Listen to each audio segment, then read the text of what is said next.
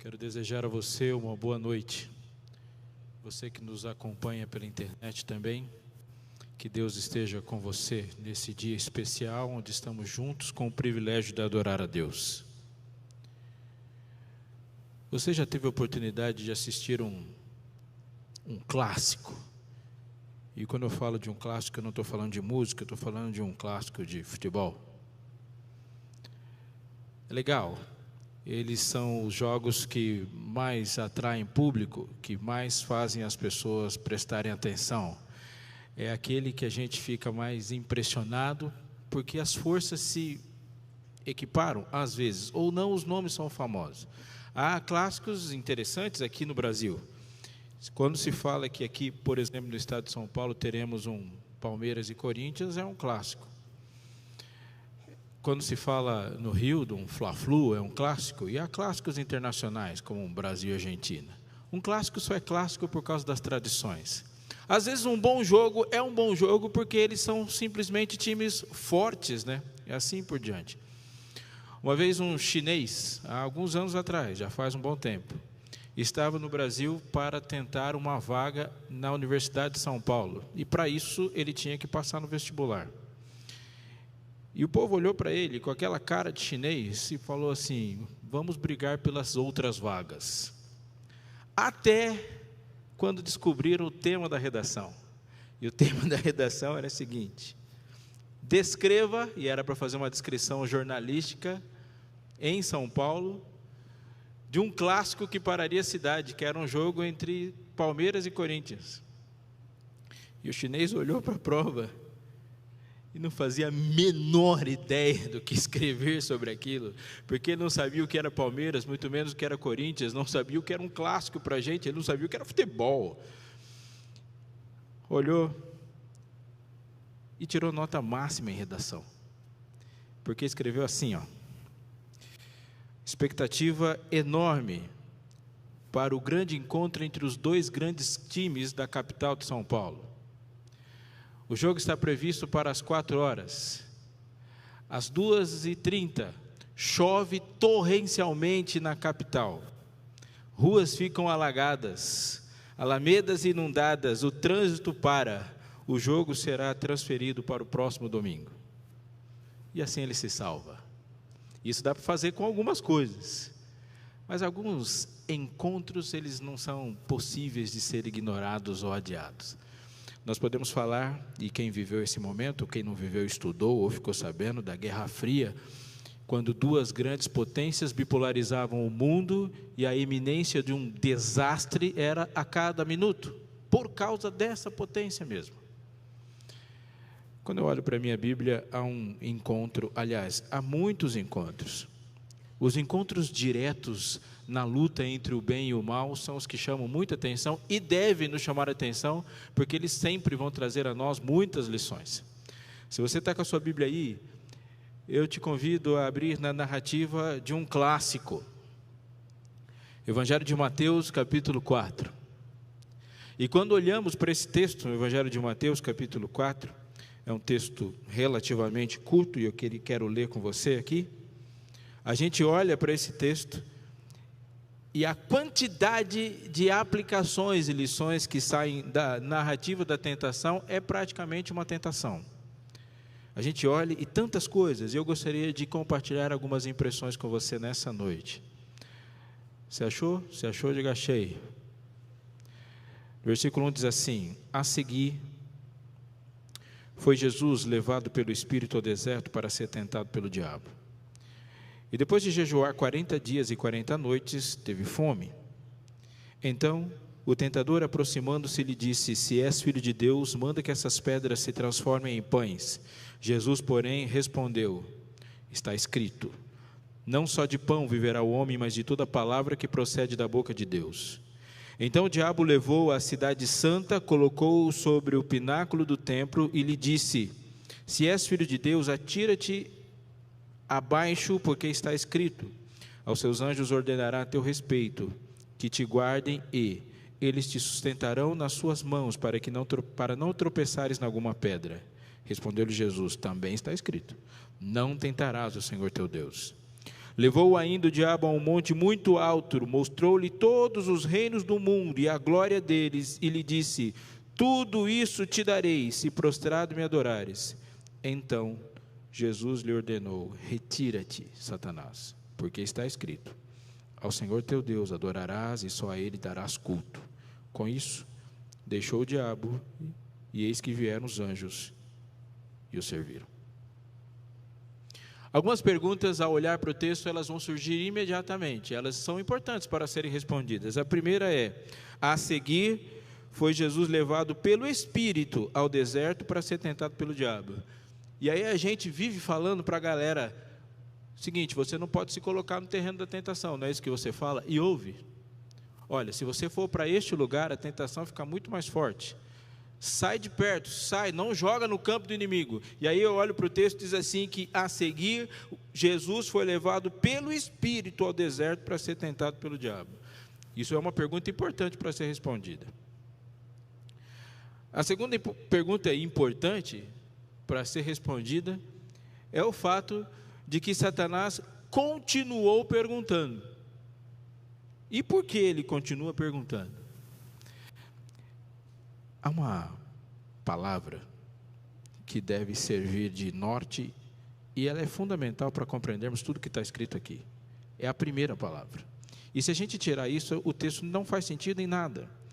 A seguir. Pastor, mas por que a seguir? É fundamentalmente importante, por favor, atente para isso. A seguir o quê? Por favor, atente porque eu vou te dizer.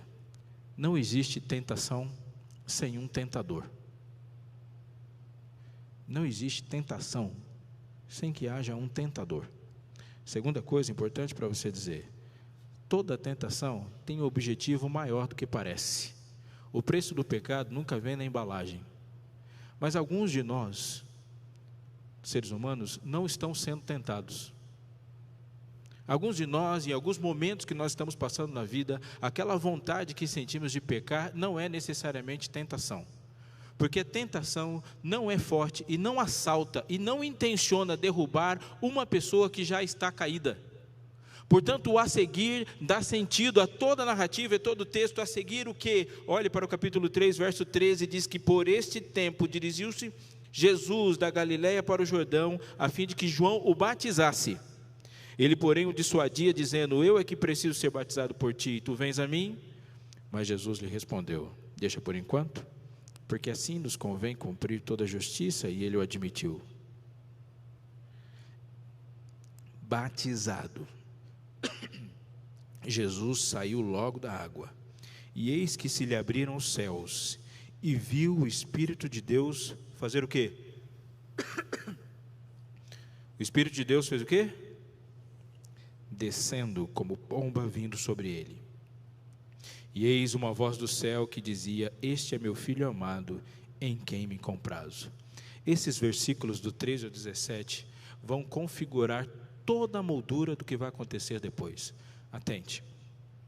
Quando Jesus entra na água para ser batizado, algo extraordinário está acontecendo aí, que só tinha acontecido milênios antes. O que está acontecendo ali é que existe uma narrativa forte, uma descrição do ato de Deus de fazer algo extraordinário. A primeira vez que isso aconteceu, houve uma voz, e a voz dizia: haja. A presença de Deus dizendo: façamos.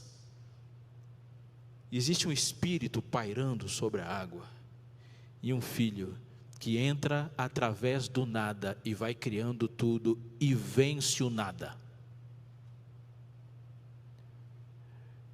O pai fala: depois do dia que o homem saiu do Éden, a voz do pai nunca mais foi ouvida pela humanidade. Nunca mais. Milênios que um ser humano não ouvia a voz do pai. Desde o dia que Adão saiu do Éden, todas as vezes que o homem teve um contato com a divindade foi através de Jesus Cristo. Agora ele não estava apenas ouvindo Jesus, ele estava vendo Jesus. E a voz do Pai foi de novo ouvida à terra para o segundo Adão. Jesus está ali na água. E o Espírito Santo fez o quê? desceu. Por favor, atente para isso. O Espírito Santo não desceu em formato de pomba. Ele desceu como pomba. Você sabe o que significa batismo? Bapto, estar embaixo.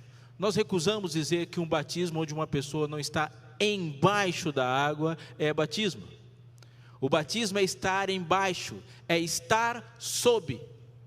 Portanto, no momento em que Jesus entrou na água e João o batizou, ele foi batizado, dando-lhe exemplo. E em que momento Jesus foi batizado pelo Espírito? No mesmo momento, porque ele estava sob. Jesus ficou sob o Espírito. O Espírito pairou sobre ele, pairou sobre a água.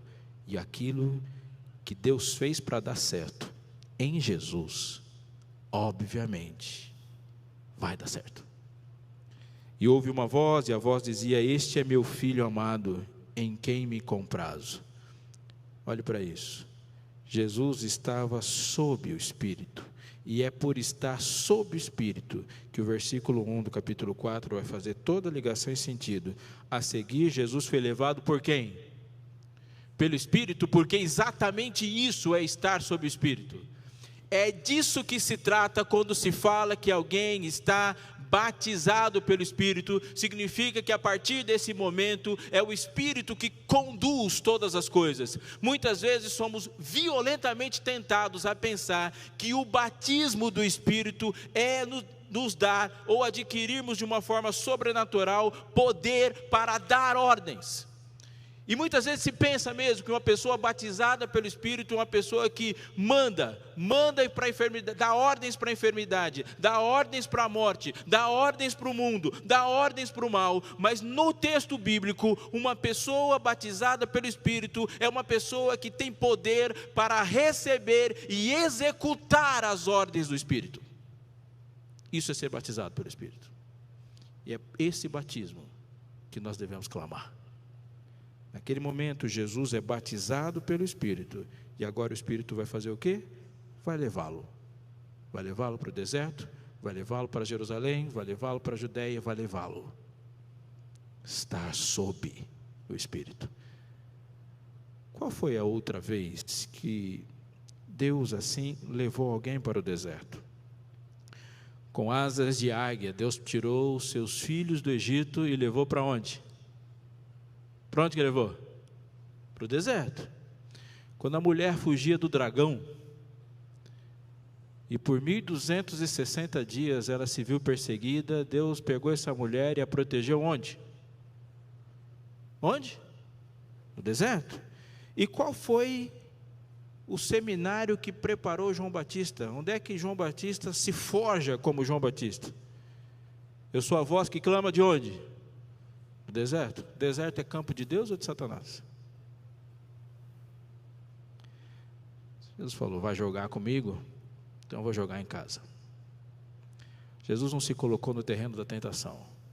O Espírito Santo leva. E Jesus controla todo o processo. Todo o processo. Se tu és o Filho de Deus, é a frase que faz com que Satanás agora se assente, se isole e planeja um bom plano. Se tu és filho de Deus, é a frase que o incomoda, e a partir dessa frase, ele constrói toda a sua estratégia. Então o tentador, diz o versículo 3, aproximando-se, lhe disse: se és filho de Deus, manda que essas pedras se transformem em pães.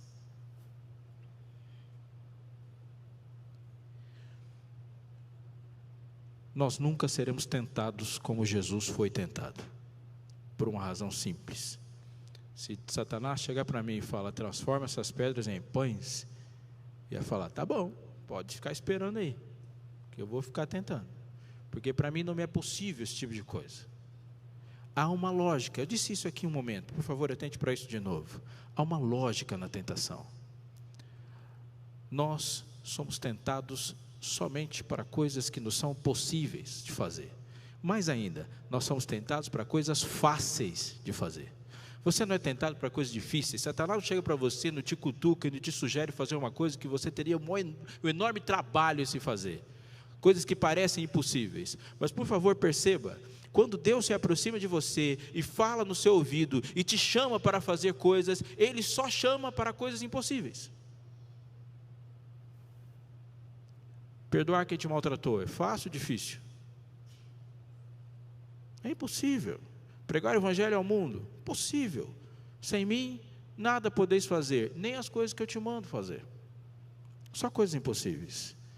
Para fazermos as coisas de Deus, nós temos que nos negar e nos apropriar do poder dele.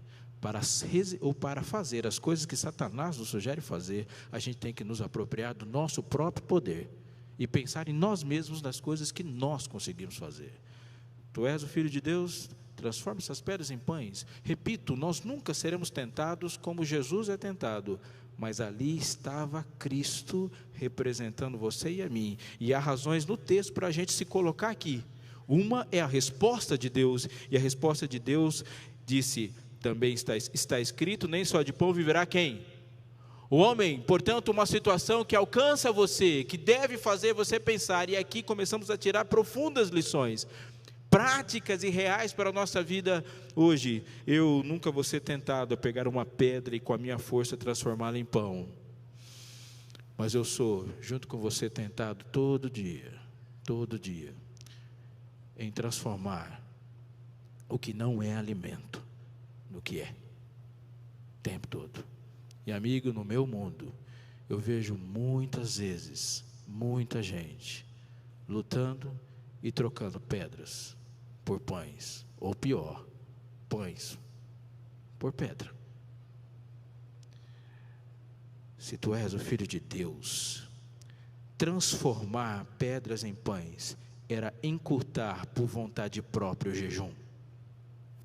Transformar pedra em pão aqui é desrespeitar o tempo de Deus. Jesus foi para o deserto e lá estava em jejum, então Satanás aparece e fala, encerra. Você pode encurtar o caminho e fazê-lo de uma forma fácil. Transformar a pedra em pão foi a tentação que ele disse para Abraão, quando ele falou e pensou que ele poderia dar um jeito no processo, interferir no processo e apresentar para Deus o filho da promessa, em vez de esperar que Deus lhe desse esse filho. Aquilo é transformar a pedra em pão. Transformar a pedra em pão é mercadorizar para mim e para você nessa tentação um evangelho que tem que permanecer intacto. O evangelho do benefício é um evangelho mercadorizado, é servir as pessoas com pedra. Amigo, há uma realidade no evangelho que não pode ser mudada, a de que Deus é soberano. Desacelera um pouco. Quando você ouve alguma coisa, lê ou escuta que o Brasil, por exemplo, é um país soberano, essa declaração está dizendo que da sua fronteira para dentro, nós, enquanto brasileiros, decidimos tudo. Se a gente decidir que no Brasil haverá pena de morte, é uma decisão brasileira, isso é soberania nacional. Se a gente decidir que quer entrar no Paraguai para fazer com que os paraguaios façam outras coisas, nós estamos interferindo na soberania paraguaia. Quando falamos que Deus é soberano, estamos dizendo que em todo o universo de Deus, Ele decide as coisas. Você tem livre escolha, mas as suas escolhas em nenhum momento diminuirão a soberania de Deus. Deus te dá escolhas. Em nenhum momento as suas escolhas vão fazer Deus menos soberano. Porque você tem liberdade. Uma pessoa livre é uma pessoa que pode escolher. O soberano é alguém que dá escolhas para você fazer. Você está me entendendo? Você está me entendendo? Diga sim, entendi. Você tem a escolha de guardar mandamentos. Você tem a escolha de quebrar os mandamentos. Mas não tem a escolha de viver para sempre fazendo isso, quebrando mandamentos. Você pode escolher entrar no ônibus, mas depois que você entrou no ônibus, você não escolhe mais para onde o ônibus vai. A soberania de Deus é o toque que define quem é pecador e quem é rebelde. A soberania de Deus é o ponto que define quem está de um lado e quem está do outro. E é a soberania de Deus que é atacada em qualquer pecado. Jesus, um ser 100% Deus, 100% homem, estava lá no deserto. Mas ele foi tentado sobre aquilo que nós também somos tentados: quebrar a lei. Transformar uma pedra em pão é quebrar uma lei, seja lá essa lei social, ou seja uma lei da natureza, ou seja uma lei moral, é uma quebra de lei. Quebrar a lei em seu próprio benefício, se apropriar indevidamente, isso define qualquer pecado nosso. Tu és o Filho de Deus, transforma essas pedras em pães. Se tu és o Filho de Deus e a palavra que define, manda que essas pedras se transformem em pães. Amigo, Deus responde a algo que deve estar na nossa mente. Jesus, porém, respondeu: nem só de pão viverá o homem, mas da palavra. O raciocínio de Jesus é esmagador. Se eu não posso me alimentar de pedras e devo transformá-las em pães, então os pães são superiores às pedras. Mas a palavra que transforma, o comando que transforma pedra em pão é, portanto, superior tanto à pedra e quanto ao pão. Portanto, entre a pedra e o pão, eu fico com a palavra. E nós teremos poder nas nossas palavras quando amarmos muito mais a palavra do que o poder. A tentação para nós hoje de transformar pedras em pães é o amor ao poder e não a palavra. Eu fico com a palavra, diz Jesus, eu fico com ela. Satanás fala: então você quer falar de Bíblia? E é importante, interessante nesse ponto, de que quem traz a discussão para dentro da Bíblia não é o inimigo, é Jesus que puxa a conversa para dentro da Bíblia. E eu repito, Jesus controla todo o processo. E a hora que ele puxa a conversa para dentro da Bíblia, Satanás fala: então nós vamos falar de Bíblia onde se fala de Bíblia. E o levou à cidade santa e colocou sobre o pináculo do templo, lá em cima.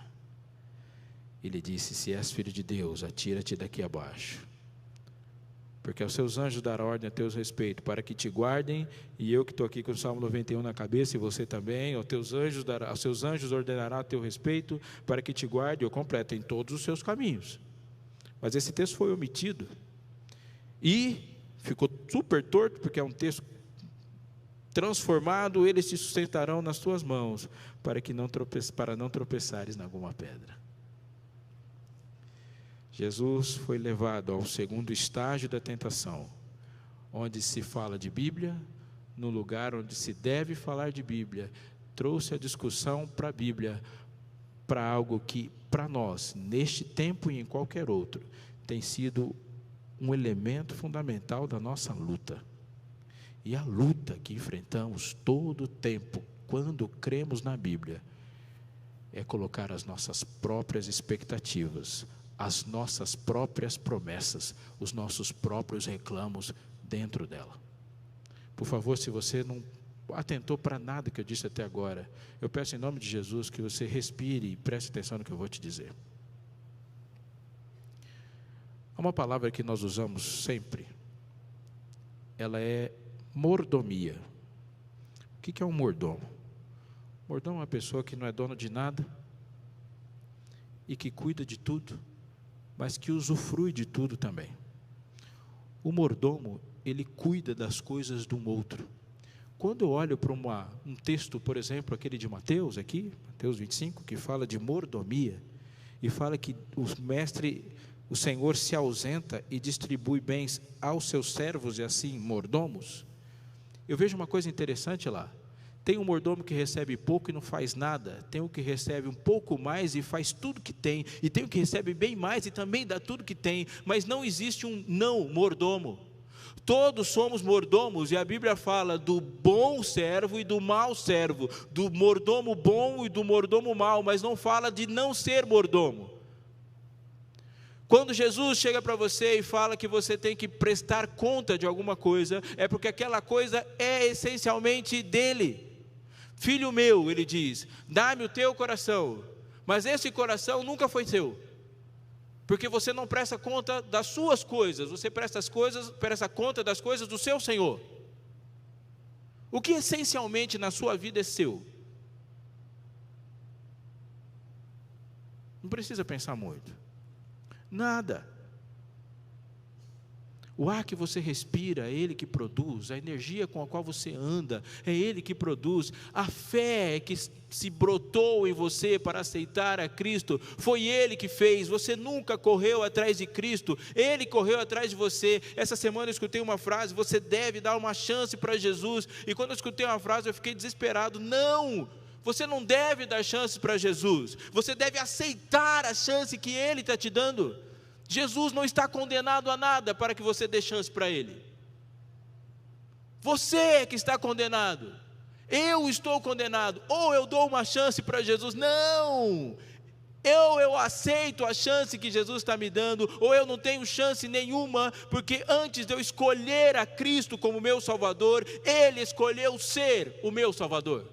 Porque se Ele não tivesse feito essa escolha, eu não teria escolha nenhuma para fazer. Tudo é sobre Ele. Eu sou o mordomo e eu cuido das coisas dEle. Esse corpo não é meu, é dEle. A casa que eu moro não é minha, é dEle. Os filhos que eu tenho não são meus, são dEle. Os talentos que você domina não são seus, são dEle. Qual é a tentação? A tentação hoje de pular do pináculo é falar para Deus assim: Deus, cuida dos meus filhos, cuida da minha casa, cuida dos meus talentos, Senhor, cuida do meu dinheiro. Não, Deus não cuida do seu dinheiro, dos seus talentos, da sua casa, dos seus filhos, é o contrário. Ele não é seu mordomo, é você que está cuidando das coisas dele. Eu vi uma mulher fazendo uma oração extraordinária, ele ia dar um estudo bíblico, e ela falava: pastor, eu tenho um problema, eu quero muito dar um estudo bíblico, mas quando eu vou dar um estudo bíblico, eu esqueço as passagens e eu tenho um problema. Falei: qual que é o problema? É só anotar as passagens. Eu falei: não, eu não sei ler. Aí ela fez uma oração interessante da estudo bíblico. Falou: Senhor, esse cérebro aqui não é meu, é teu, por favor, cuida do teu cérebro. E foi dar o estudo bíblico e nunca mais esqueceu nada. Senhor, cuida das tuas coisas que estão comigo. Senhor, eu quero ser alguém que cuide bem do que é teu, que é teu. Se tu és o Filho de Deus, ele ouviu, pula aí, porque os anjos vão te guardar. Também está escrito: não tentarás o Senhor teu Deus. Não coloque Jesus, não coloque a Deus em circunstâncias que você criou. Em outras palavras, não estique sua mão para o céu para Deus assinar os cheques que você preencheu. Não é a sua vida, não são seus sonhos, não são seus projetos, não são seus planos. É a vida, os sonhos, os projetos, os planos dele. Levou ainda a um monte muito alto e mostrou todos os reinos do mundo e a glória deles. E a violência infame da tentação era que Jesus se desviasse da cruz.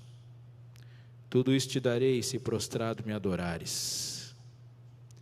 Eu estou imaginando essa cena, porque eu gosto de um Jesus que fala algumas coisas que a gente muitas vezes não gosta de dizer, mas ele fala. Jesus nesse dia, ele não estava bonito. Ele devia estar bem feio, bem magro. 40 dias, gente, sem comer, sem beber, num sol daquele, a pele devia estar horrorosa. O olhão esbugalhado assim, ó, a bochecha toda ressecada, toda encolhida, os dentes aparentando, porque não tinha nenhum tipo de vigor naquela face. A roupa estava bem larga, porque ele emagreceu muito, estava mal vestido. Aquela língua inchada, rachada, falando assim quase sem nenhum volume, rastejando. Satanás chega no máximo do poder dele e fala: eu te entrego tudo isso aqui, ó, e essa história toda acaba, eu saio de cena se você me adorar. Você está imaginando Jesus? Estou imaginando Jesus fazendo uma força para levantar a sobrancelha. Vai-te, E o que acontece?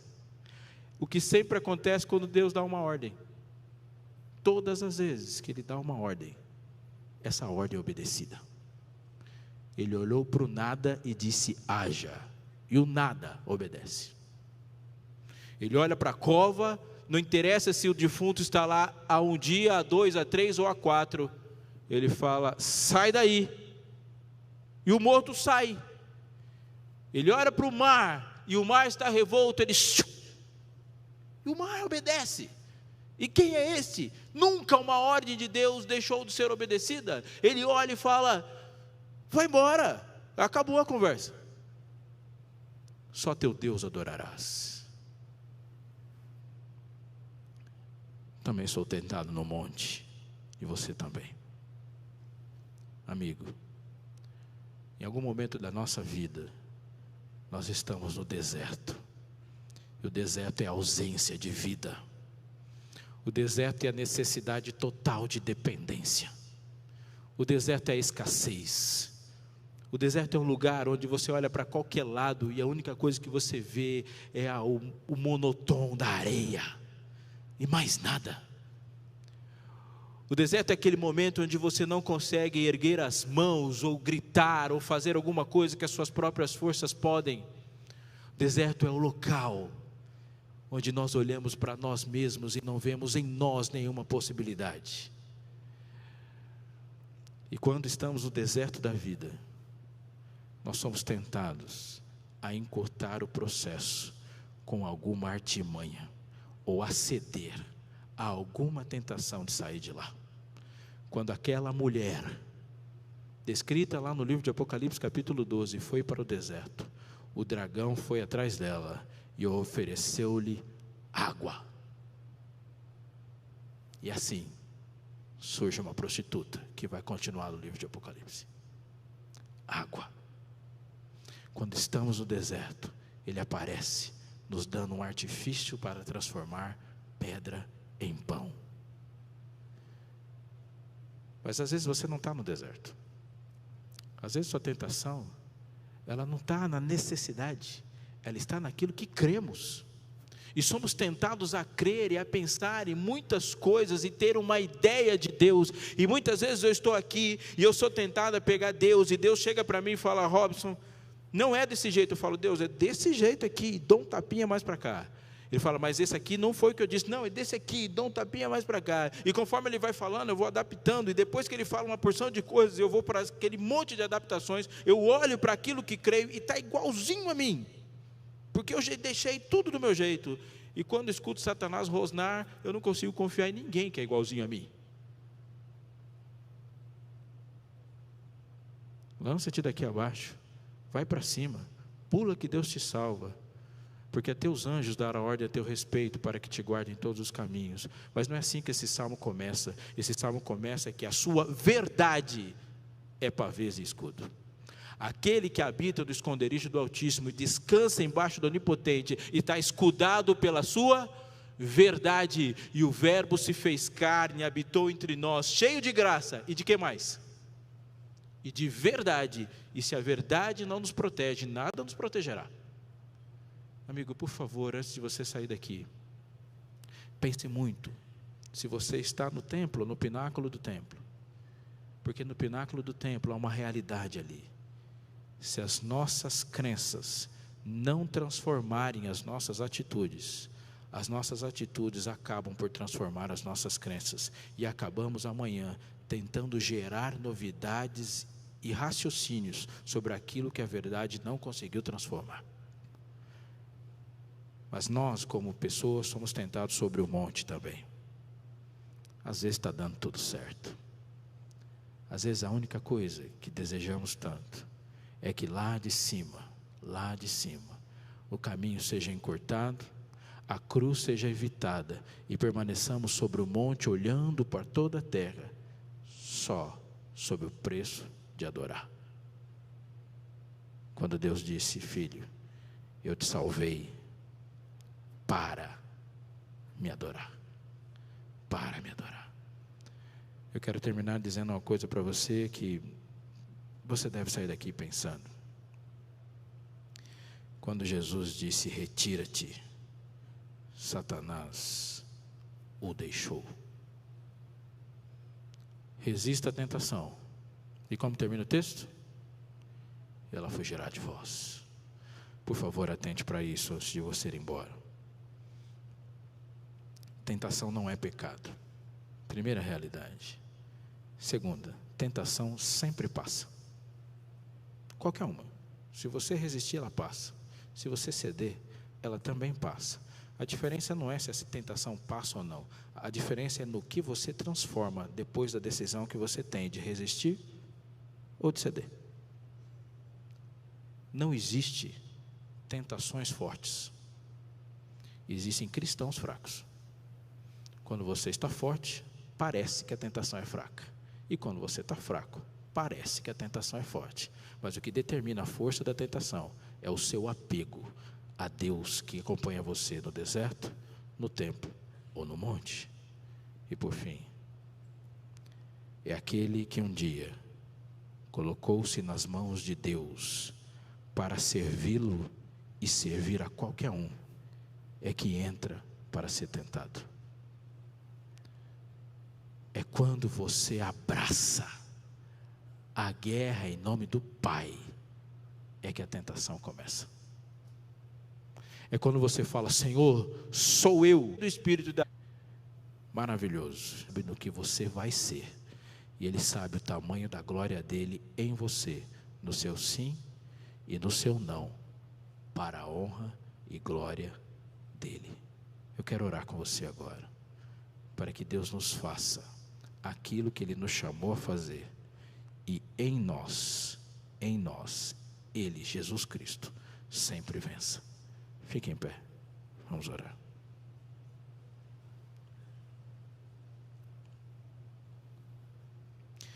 Pai querido, nosso Deus, louvado seja o Teu nome para todos sempre, Senhor.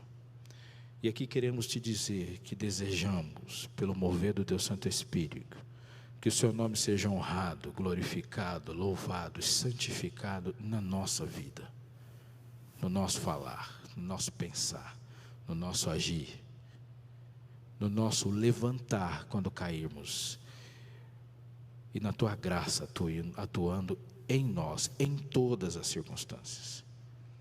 Pai querido, nós queremos fugir da tentação, de enfrentar a tentação por nós mesmos, mas queremos fazer, Senhor, no Teu nome, pela Tua força, e mais, com a Tua voz, com as Tuas palavras, com a Tua verdade, sob a Tua proteção, e viver e andar mundo afora, para qualquer lugar, sob a direção do Teu Santo Espírito.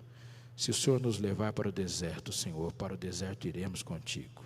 E se nos momentos probantes estivermos ou no monte ou em algum lugar onde formos tentados, Senhor, a encurtar os processos, a facilitar as coisas, ou a desconfiar, Senhor, da Tua soberania e da Tua inteligência, Senhor, livra-nos, Senhor, como o Senhor nos chamou a orar da tentação, Senhor, e nos faz fortes para que o Deus da paz triunfe em nós.